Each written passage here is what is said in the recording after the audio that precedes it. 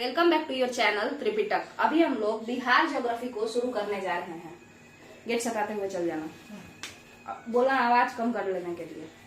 हाँ, तो शुरू करते हैं। सबसे पहले बिहार ज्योग्राफी में हम लोग पढ़ चुके थे नॉर्दर्न प्लेन ऑफ बिहार, माने गंगा का प्लेन तो पूरा बिहार में तो है ही, 96.26% है गंगा का मैदान।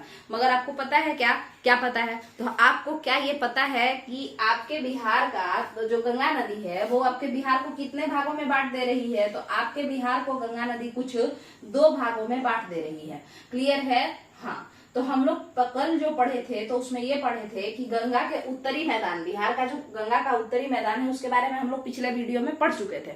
कल नहीं, पिछले वीडियो में, है ना। तो अब हम लोग जो बात करेंगे वो गंगा के दक्षिणी मैदान के बारे में बात करेंगे। बिहार में, बिहार का जो मुंह अगर आप देखें, फेस देखें, चेहरा बाहर से, है ना, तो बिहार के स्ट्रक्चर को देखें तो ऊपर इतना दूर में जो है, इस लेवल पे इतना दूर में जो है पहाड़ी इलाका है। उसके बाद यहाँ से पठारी इलाका स्टार्ट हो जाता है। पठारी इलाका मतलब क्या होता है? तो पठारी इलाका मतलब होता है प्लेट्यू रीजन।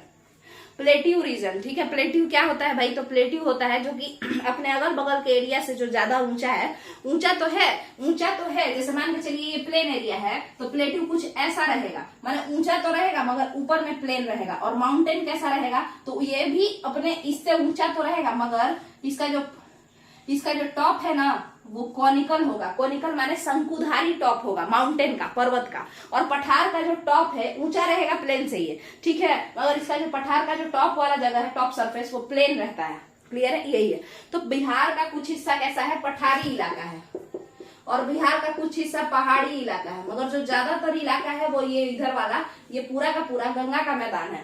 गंगा का मैदान में हम उत्तरी गंगा के मैदान के बारे में पढ़ चुके हैं। आज हम लोग दक्षिणी गंगा के मैदान के बारे में, यानी कि साउदर्न प्लेन के बारे में पढ़ेंगे। ठीक है, तो शुरू करते हैं। चलिए, सबसे पहला क्वेश्चन किसी भी इंसान के मन में आता है कि मैम ये बताइए कि बाउंड्री कहाँ है ना।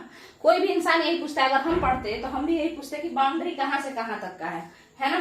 तो शुरू करते हैं और एक एक कर करके समझने का कोशिश करते हैं।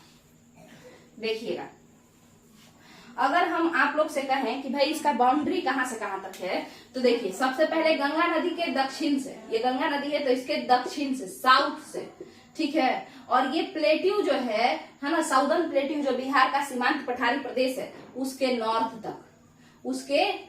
तक, तो साउदर्न प्लेट्यू से नॉर्थ तक और गंगा के दक्षिण से, ठीक है। गंगा के साउथ से साउदर्न प्लेट्यू के नॉर्थ तक का जो भी इलाका है वो सारा का सारा इलाका गंगा के दक्षिणी मैदान यानी कि southern plain of Gangetic Bihar के नाम से जाना जाता है। क्लियर है? मतलब Gangetic plain, southern Gangetic plain of Bihar ऐसा कह लीजिए, ठीक है, या south Gangetic plain of Bihar, ठीक है। तो कौन से रीजन के बारे में आज हम लोग पढ़ रहे हैं, तो फिर से यहाँ पे हम लोग एक फिगर बनाते हैं और उसके बाद हम लोग समझते हैं। ये रीजन आपका कौन सा है? पठारी इलाका है, पठारी, ठीक है। ऊपर का तो छोड़ देते हैं हम, यहाँ से गंगा बीच से गुजर गई तो यहाँ ये वाला रीजन, ये पूरा जो रीजन आपका है नीचे गंगा के दक्षिण से और इसके ऊपर इस पठार के ऊपर, ये जो आपका रीजन है, हम इसी के बारे में तो पढ़ रहे हैं ना, हम लोग इसी के बारे में तो पढ़ रहे हैं ना। हाँ, तो शुरू करें आगे।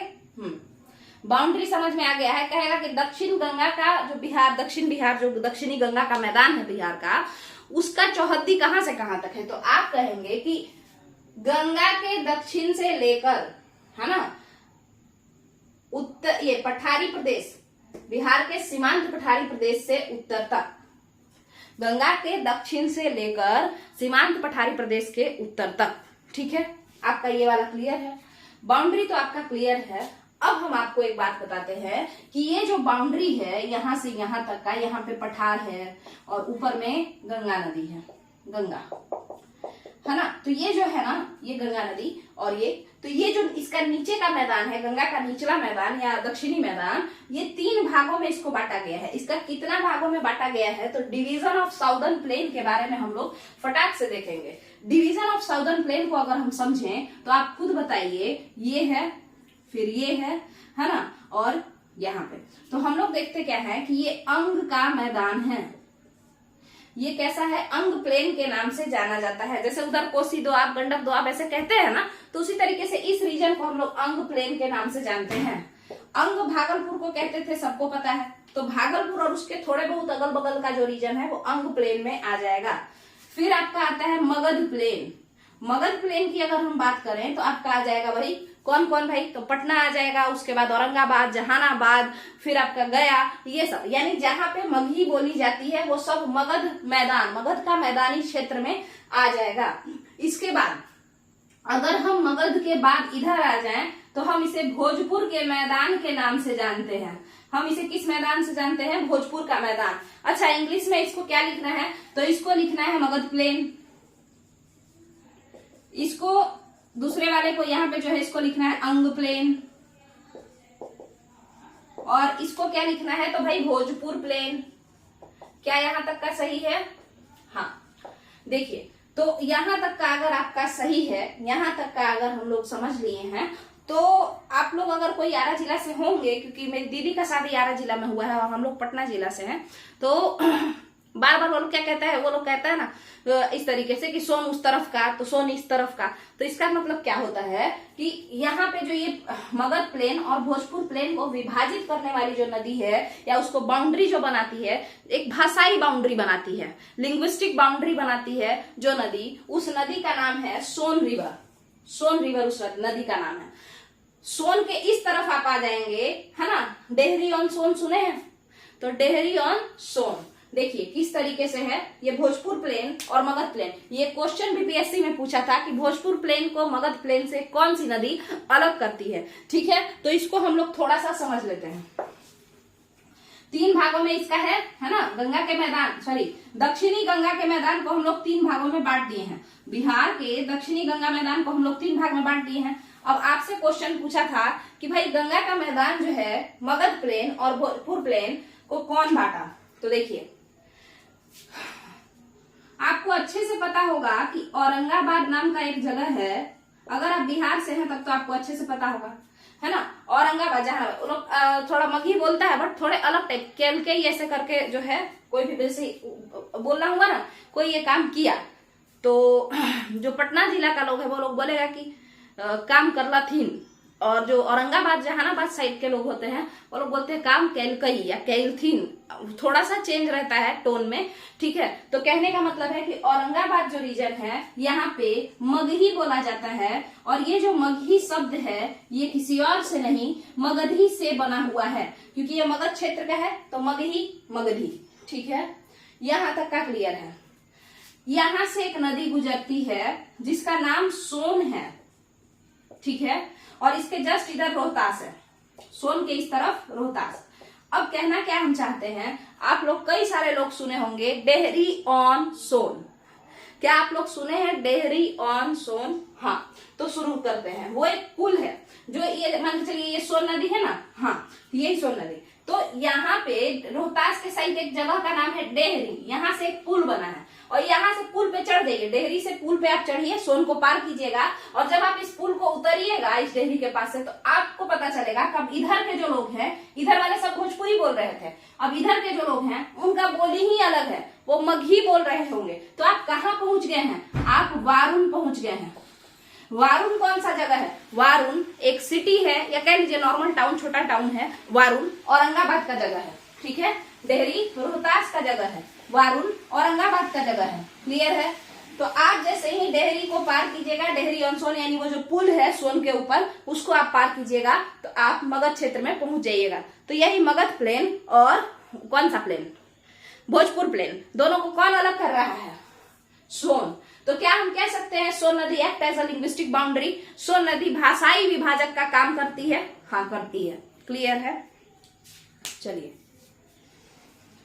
ये वाला आपका क्लियर है। अब हम लोग बात करेंगे, तो हम लोग का ये तो क्लियर हो गया कि डिवीजन ऑफ साउदर्न प्लेन। हाँ, अब बात करना है इसके कुछ फैक्ट्स के बारे में। जैसे अगर हम लोग बात करें, देखिए यहाँ पे कुछ गड़बड़ है। अगर हम लोग बात करें कि आपके बिहार का टोटल क्षेत्रफल कितना है, टोटल एरिया कितना है, तो आप लोग कहेंगे कि 94,163 किलोमीटर स्क्वायर। 94,163 किलोमीटर स्क्वायर, यानी 94,163 किलोमीटर स्क्वायर। ठीक है, हाँ, इसमें से 90,650, 90,650 जो है पूरा का पूरा गंगा का मैदान है। हाँ, और इसमें से 56,000 समथिंग नॉर्दर्न गंगा का प्लेन है, जबकि साउदर्न गैंगेटिक प्लेन का जो एरिया है वो कितना है, तो वहां लिखा हुआ है 33,670 किलोमीटर स्क्वायर। ठीक है, जो कि आपके पूरे बिहार के क्षेत्रफल का कितना प्रतिशत है, 19.36%, यानी 19.36%। क्लियर है? तो ये तो बस याद करने का बात हुआ। तो आपके पास 3 टॉपिक क्लियर है। क्या? Division of southern plain of Bihar, आपका बाउंड्री क्लियर है, आपका एरिया क्लियर है। अब हम लोग को बात करना है डायरेक्शन ऑफ फ्लो के बारे में कि ये मैदान, सबसे पहले तो आप लोग जानिए ये मैदान आखिर कैसे बना, ये मैदान आखिर कैसे बना। ठीक है ना? उसके बाद ही हम लोग कुछ समझेंगे।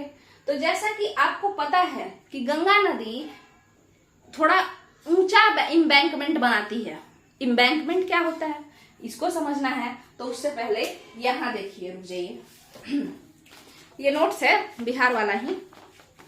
देखिए, गंगा का अगर यहाँ फ्लो है इस पे, ठीक है, तो गंगा ऐसे नहीं है, ऐसे है। मतलब जो प्राकृतिक कगार है, जो इसका किनारा है, जो कि प्राकृतिक के तौर पर ही बनाई है, मतलब वो नेचुरल किनारा है ना, हम लोग जाके बनाए हैं गंगा का किनारा नहीं, वो तो खुद से अपना किनारा बनाई है, गाद वाद इकट्ठा करके, इधर से सिल्ट लाके, उधर से क्ले लाके, है ना, मिट्टी ला करके, तो हम लोग तो बनाए नहीं है उसका किनारा, वो तो नेचुरल है। तो प्राकृतिक कगार उसको हिंदी में कहेंगे और इंग्लिश में नेचुरल एम्बैंकमेंट कहेंगे। तो गंगा का बिहार में जो किनारा है ना वो ऊंचा है, ऐसे है। ठीक है, ऊंचा है, और दक्षिण साइड वाला और ज्यादा ऊंचा पड़ता है। ठीक है, तो अब हम आपको ये बताना चाह रहे हैं कि जब देखिए, जब ये खुद इतना ऊंचा है तो क्या, अब दक्षिण देखिए, ये मान लीजिए ये वाला उत्तर साइड है, ये वाला, और ये वाला दक्षिण साइड है, इधर वाला। ठीक है, तो ये उत्तर, ये दक्षिण। ठीक है, तो आप खुद बताइए कि इधर साइड से तो थोड़ा सा नीचे है, उधर से तो पानी आ रहा है हिमालय से, उत्तर साइड से, यहां देखिए ये उत्तरी किनारा है और ये दक्षिणी किनारा है। ठीक है, हमने कहा कि उत्तर साइड से तो पानी आ रहा है ना, उत्तर से दक्षिण की तरफ। कहां से आ रहा है? नॉर्थ से साउथ की तरफ। तो हिमालयन रिवर्स जो है वो इधर ही से तो गंगा में मिल रही है। तो ये गंगा नदी पानी जो कोर्स एरिया है, जहां पे गंगा नदी का पानी सारा आके गिरेगा और यहाँ पे बहते हुए अपना आगे बढ़ते जाएगी, इधर से ऐसे ऐसे, है ना। मगर आप बताइए कि ये जो नदियां हैं, क्या ये अपने साथ कचरा वचड़ा लाएंगी तो ये अगल बगल प्लेन का निर्माण नहीं करेंगी? मतलब ये इधर करेंगी, ये इधर ऐसे ऐसे ऐसे ऐसे, और ये गंगा जी जब अपना थोड़ा बहुत कूद फान मचाएंगी तो अगल बगल में प्लेन एरिया बना देंगी, है ना। ठीक है, मगर आप खुद बताइए कि हमने कहा कि गंगा का जो साउदर्न प्लेन है ना, वो तो ऊंचा है। तो ऊंचा है तो गंगा कितना भी कूद फान मचाए इधर, तो इस ऊंचाई को पार नहीं कर पाती हैं। गंगा कितना भी कूद फान मचाती हैं तो अभी साउदर्न प्लेन का जो किनारा है वो इतना ऊंचा है, गंगा का साउदर्न हिस्सा, है ना, कि वो यहाँ पे उछलती भी है तो फिर नीचे ही आके रह जाती हैं। वो अपने इस किनारे को पार नहीं कर पाती हैं, जिस कारण से गंगा के द्वारा लाई गई मिट्टी या उसके नॉर्दर्न ट्रिब्यूटरीज के द्वारा, उत्तरी शाखाओं के द्वारा लाई गई मिट्टी को गंगा अपने दक्षिणी किनारे पे नहीं फेंक पाती है, अपने साउदर्न इलाके में जाकर नहीं फैला पाती है। ऐसा क्यों होता है? क्योंकि साउदर्न इलाका ऊंचा है, क्योंकि गंगा का साउदर्न इलाका कैसा है? ऊंचा है। क्या यहां तक का क्लियर है? अच्छा, तो आप लोग खुद बताइए कि तो फिर फॉर्मेशन ऑफ साउदर्न प्लेन कैसे हुआ? मतलब कि जब गंगा खुद से इधर पानी नहीं फेंक पाती हैं, क्योंकि ये इलाका ऊंचा है, तो फिर ये पूरा इलाका में मिट्टी आया तो आया कहां से? क्या आपके दिमाग में ये क्वेश्चन आता है? ये पूरे इलाके में मिट्टी आई तो फिर आई कैसे, बताइए। तो इसके लिए हम लोग को बात करना पड़ेगा कि आपको पता है कि जो पठारी प्रदेश है, छोटा नागपुर का ही ऊपरी हिस्सा है बिहार में, ठीक है, और इधर से कैमूर रेंजेस, विंध्याचल क्षेत्र का, तो जो पठारी हिस्सा है, छोटा नागपुर पठारी ये सब जो है, वहां पे ऊंचाई पे जाने पर आपको पता है कि ऊंचाई पे जाने पर जो एटमॉस्फेयर है, हवाएं हैं, वो कैसी हो जाती हैं? ठंडी हो जाती हैं, और फिर वहीं से जो है उसी ठंडापन के वजह से, नमी के वजह से वहां से नदियों की उत्पत्ति होती है, और वही नदियां, वही पठारी इलाकों वाली नदियां, है ना, वो ऊपर पठार से पठार ऊंचा होता है और प्लेन एरिया नीचा होता है, तो पठार से नीचे की तरफ धड़कते हुए है ना चली आती हैं। तो हम लाए, तो देखिए यहां से पठार से नीचे की तरफ आई है ना, अब आई तो कुछ तो जहां पे देखिए कि थोड़ा सा गंगा का लंबाई थोड़ा छोटा है, देखिए कुछ नदियां आई और यहाँ पे तो ऐसे करके जाके गंगा में मिल गई, फिर ऐसे करके गंगा में मिल गई, फिर ऐसे करके गंगा में मिल गई, ठीक है। हाँ, और ये नदियां अपने साथ यहाँ से कंकड़ पत्थर कीचड़ जो भी है सब लेके आएंगी, उतना ज्यादा नहीं ला पाएंगी क्योंकि ये पठार है, पठार को तोड़ना आसान नहीं है, प्लेन एरिया नहीं है, मगर फिर भी खखोर खुखोर के अपना लाएगी सब, मतलब नोच नोच के लाएगी है ना, और यहाँ पे अगल बगल फैला देगी। तो आपसे कोई पूछेगा कि साउदर्न प्लेन ऑफ बिहार का निर्माण, फॉर्मेशन, दक्षिणी बिहार का जो मैदान है उसका निर्माण कैसे हुआ है, तो आप कहेंगे कि छोटा नागपुर पठार है ना, छोटा नागपुर पठार के पठार से जो ओरिजिनेट होती हैं, जिन वैसी नदियां जिनका उद्गम छोटा नागपुर प्लेट्यू से होता है, ओरिजिन छोटा नागपुर प्लेट्यू से होता है, वही नदियां कचरा कुचड़ा ला करके और साउदर्न गंगा के मैदान है ना, बिहार के साउदर्न हिस्से में मिट्टी वगैरह फैला देती हैं, ठीक है। हालांकि मिट्टी फैला देती है और जिससे किस प्लेन एरिया का निर्माण हो जाता है, गंगा के मैदान का, ठीक है। अच्छा, उसका नाम गंगा का मैदान क्यों है, ला तो रही है छोटा नागपुर पठार वाली नदी। तो आपसे हम बताना चाहेंगे कि हम आपको पहले ही बता दिए थे कि गंगा या गंगा में मिलने वाली कोई भी नदी अगर प्लेन एरिया बनाएगी तो हम ये कह सकते हैं कि वो गंगा का मैदान है, ठीक है। चलिए अब आगे समझते हैं, ठीक है। मगर आप लोग को एक बात बताते हैं, क्या आपको समझ में आया कि तो फिर बताइए कि जब छोटा नागपुर पठार से आने वाली नदियों ने गंगा का दक्षिणी मैदान बनाया है, गंगा इधर बह रही है, इधर का किनारा ऊंचा है, खुद अपना पानी फेंक के कचरा फेंक नहीं पा रही है साइड में, साउदर्न साइड में, तो यहां से नदियां जा रही हैं और उसको भर रही, इसका पूरा प्लेन एरिया बना रही है, प्लेन एरिया बना रही है, प्लेन एरिया बना रही है और यहाँ पे पानी मिल जा रहा है सारा। अच्छा, तो आप बताइए कि ये जो नदियां जो जाके गंगा में मिली, इसका फ्लो बताइए तो जरा। साउदर्न गंगा का जो गंगा की जो गंगा ऐसे चल रही है ना, तो ये कौन सी ट्रिब्यूटरी हुई बताइए, राइट बैंक ट्रिब्यूटरी। जो सीधे इधर से जाके मिले ना उसको हम लोग राइट बैंक ट्रिब्यूटरी कहते हैं, ऊपर से जो आके मिलती है उसको लेफ्ट बैंक। तो जो गंगा की राइट बैंक ट्रिब्यूटरी है जो उसके दाहिने किनारे पे जाकर के मिल रही है, वो किस तरफ से जाके मिल रही है बताइए, उसका फ्लो क्या है, किस डायरेक्शन में बह रही है। तो आप कहेंगे कि वो कैसे बह रही है, तो वो नॉर्थ साइड जा रही है, यानी साउथ से नॉर्थ। मगर अगर ऊपर वाला कैसे आ रहा है, तो आप कहेंगे कि नॉर्थ से आ रही है, साउथ को जा रही है। ये क्वेश्चन बीपीएससी पूछा है कि नॉर्थ से साउथ फ्लो करने वाली रिवर्स कौन कौन सी हैं। तो आप अगले बार ये भी पूछ सकते हैं कि साउथ से नॉर्थ फ्लो करने वाली रिवर कौन कौन सी हैं, या फिर कौन से रिवर को हम लोग साउथ से नॉर्थ फ्लो करने वाली रिवर कहते हैं, तो प्लेट्यू रिवर या हिमालयन रिवर। तो आपको बताना पड़ेगा कि भाई ये साउथ नीचे से आ रही है और नॉर्थ को जा रही है, यानी ये वाली रिवर प्लेट्यू रिवर्स। कर्मनासा है और सोन भी है, अमरकंटक प्लेट्यू से आके गंगा में मिलता है। तो यहां तक का क्लियर है। जब यहां तक का क्लियर है तो डायरेक्शन ऑफ जो आपका फ्लो है इसका, इस वाले दक्षिण गंगा के मैदान में जो नदियां जा रही हैं उनका डायरेक्शन ऑफ फ्लो आपका क्लियर है, नीचे से ऊपर यानी साउथ से नॉर्थ ये गंगा है।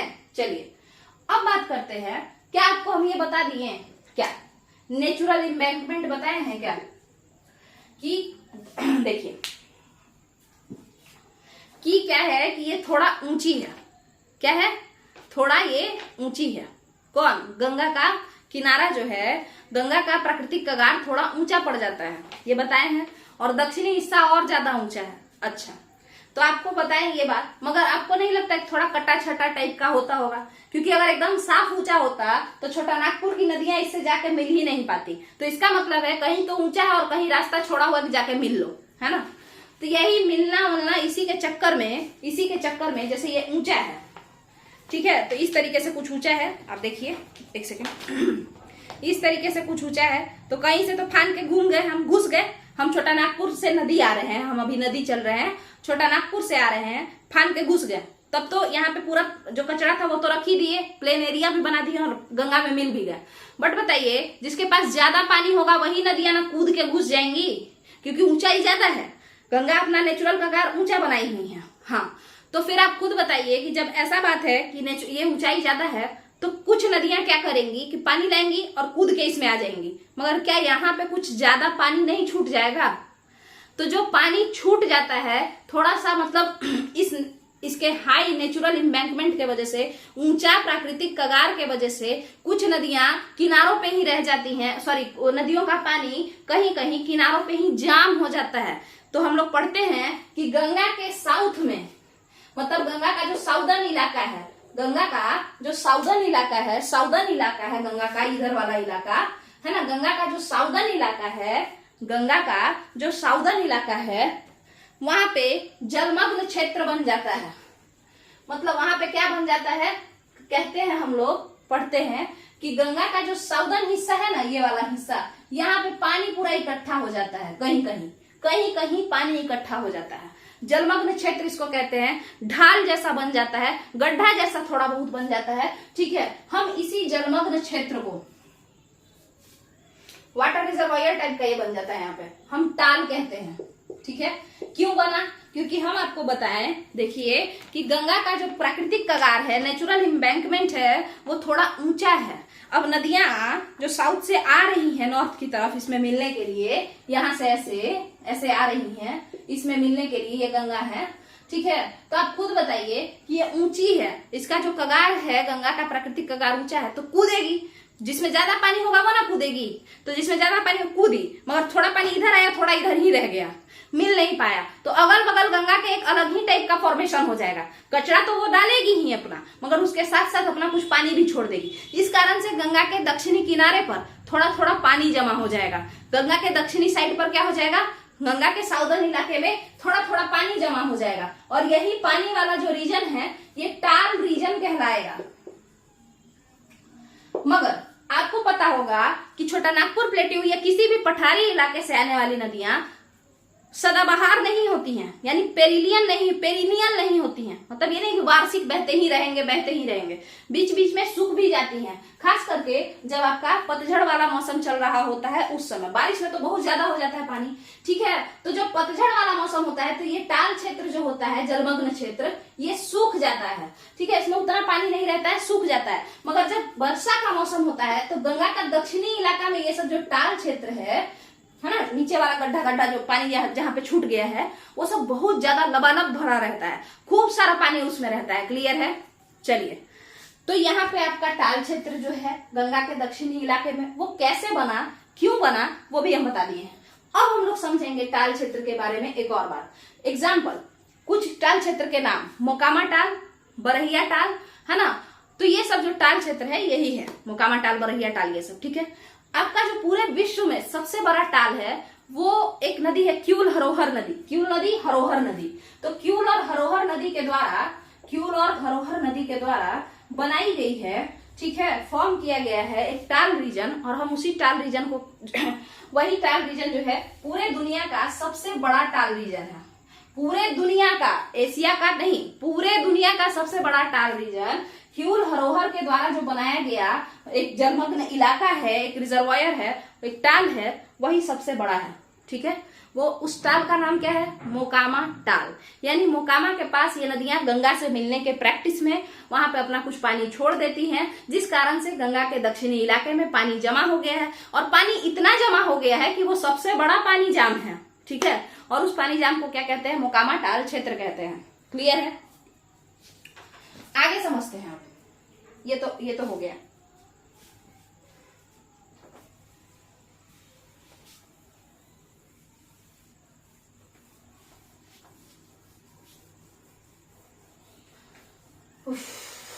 अब हम लोग को क्या देखना है, नेचुरल एम्बैंकमेंट हो गया है। एक चीज यहाँ पे जो कि समझने वाला बात है वो है पीनेट प्रणाली, यानी पीनेट ड्रेनेज सिस्टम। जैसे एंटीसीडेंट ड्रेनेज सिस्टम होता है वैसे ही पीनेट प्रणाली होता है, इसको समझते हैं। फिर से देखिए आप लोग, ये है आपका बिहार प्यारा, है ना। यहाँ पे से गंगा का मैदान, मगर फिर हम वही, सॉरी गंगा नदी है ये, इनको ऐसे ऐसे बना देते हैं। अब ठीक है, ये गंगा नदी है, मगर हम फिर से वही कहेंगे कि गंगा का जो दक्षिणी वाला कगार है, गंगा का जो दक्षिणी कगार है वो कुछ ज्यादा ही ऊंचा है। जिस कारण से जिन नदियों का फ्लो तेज है, ज्यादा पानी है, बहुत ऊंचाई से गिर रही है, तो वो तेजी से इसको पार करने का कोशिश करती है। कुछ पानी इधर ही छोड़ देती है और पानी ढाल बना देती है, जलमग्न क्षेत्र बना देती है, कुछ पानी लेके अंदर घुस जाती है। बट जिन नदियों के पास पानी कम है वो नदियां गंगा के पास तो जाती है, मगर ये ऊंचाई देख के इसके पैरेलल ही फ्लो करने लगती है।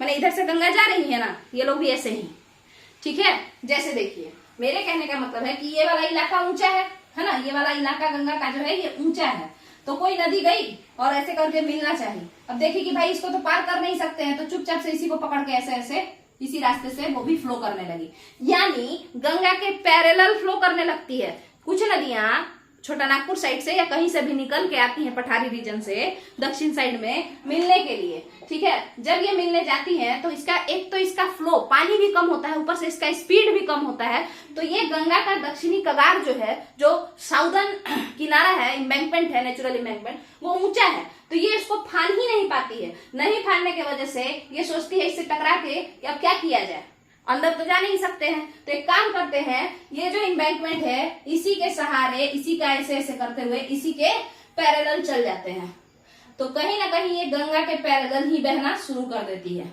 तो जब कोई नदी या जब कोई ट्रिब्यूटरी किसी नदी से मिलने की कोशिश तो करती है मगर उससे मिल नहीं पाती है, हाँ, मगर इसका फिर ट्रिब्यूटरी क्यों कहते हैं गंगा को इसको, क्योंकि ये तो मिला नहीं जाके, ये नदी तो गंगा से जाके मिली ही नहीं, तो आप खुद बताइए कि हम इसको ट्रिब्यूटरी क्यों कह रहे हैं। देखिए, ये नदी इसके ऊंचाई के वजह से, गंगा के किनारे के ऊंचाई के वजह से इससे मिल नहीं पाई, गंगा से नहीं मिल पाई, मगर ये इसकी ट्रिब्यूटरी इसलिए हम लोग कहते हैं क्योंकि आप खुद बताइए कि गंगा के दक्षिणी मैदान का निर्माण, गंगा के दक्षिणी मैदान का निर्माण में क्या इसका योगदान नहीं है क्या? ये भी तो अपना बहुत ज्यादा जो है क्या बोल रहे, रोल प्ले कर रही है।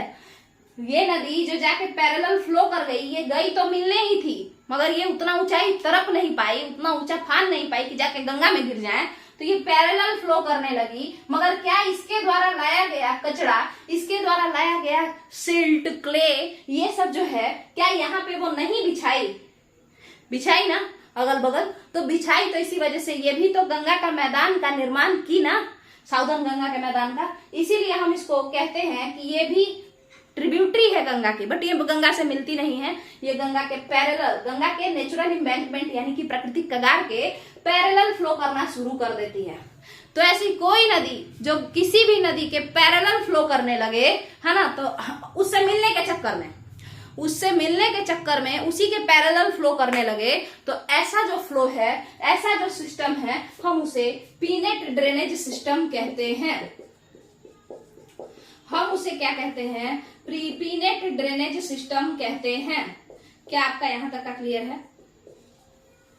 ऐसी नदियां में आपका जो है पुनपुन आता है, फल्गु, ये सब है, ये लोग जाके मिलता नहीं है, पैरेलल घूम के चला जाता है।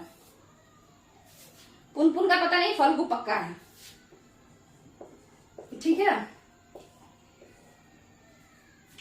पुनपुन को एक बार देखना पड़ेगा, मगर फल्गु पक्का है, ये लोग मिलता नहीं है।